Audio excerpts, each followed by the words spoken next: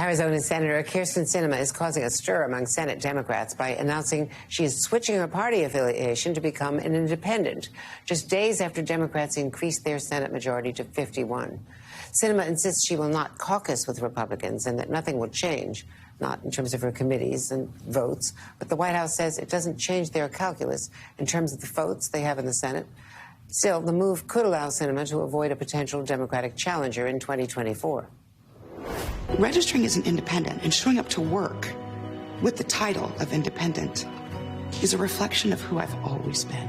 Nothing's going to change for me. And I don't think anything's going to change for Arizona.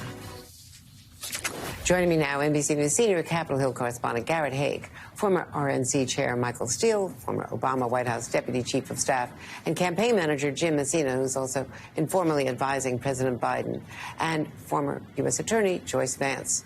So, Garrett, what's different here? She says this is just who she is. Does it make a difference within the caucus, within committees, and critically, the 51 votes?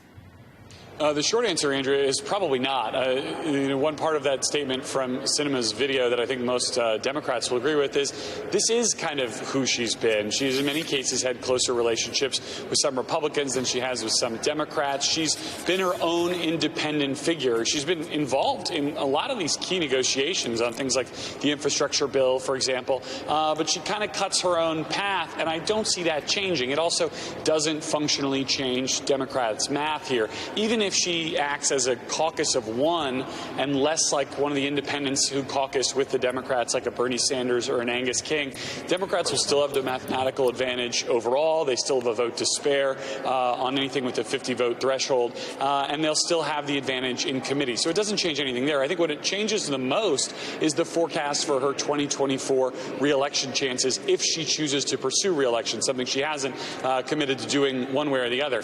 By being an independent, and if she's able to get on the ballot as an independent, she avoids a Democratic primary and potentially Ruben Gallego, who's quickly out with a statement this morning, the Democratic member from Arizona, saying that this is a decision that puts Sinema first ahead of Arizonans. It makes his path potentially more difficult should he want to be the Democratic nominee in what could be a three-way race in 24.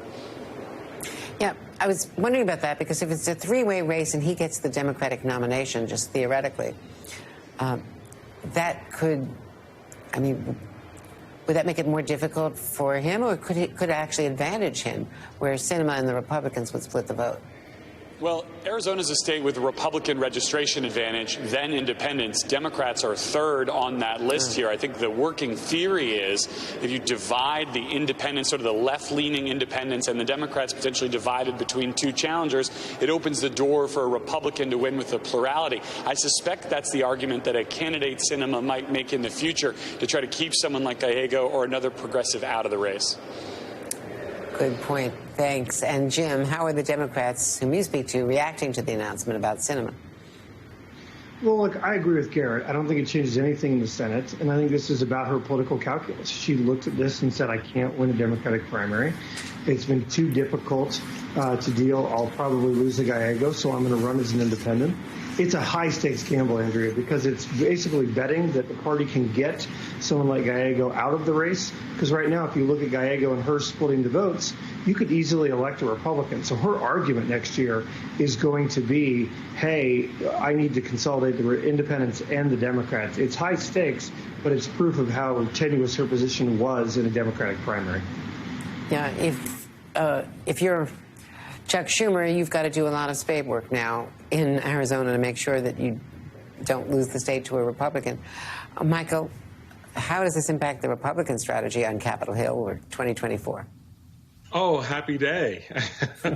You know, the Democrats were already in a very difficult spot going into the 24 cycle, given the number of seats that they had on the line in red states, by the way. This now just makes this a little bit more of a check in the box for Republicans in terms of picking up a Democratic seat that's currently held by the Democratic Party. It also means to the calculation that Sinema's making that there may be the hope that the Republicans put someone on who is an election denier, who is a MAGA menacing figure, and that helps her pull those center-right, especially independent voters, towards her, and makes the case to the Democrats that, I'm the only way you're going to safeguard this seat.